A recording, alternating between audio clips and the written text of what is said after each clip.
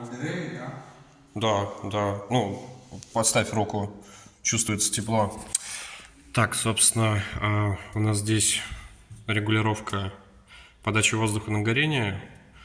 А вправо это максимальное горение, влево это минимальное. Топка закрыта. Сейчас попробуем поводить, посмотрим, что будет. Вот это минимум.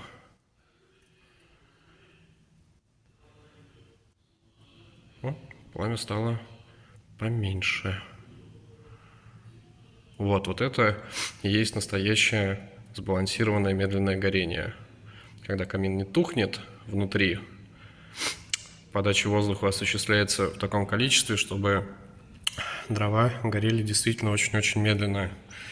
Вот чем отличается дорогая каминная топка от дешевой. На чугунной вы такого эффекта никогда не добьетесь.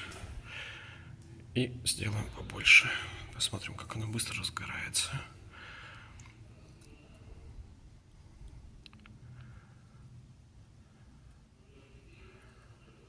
Вот оно медленно, но начинает гореть гораздо интенсивнее.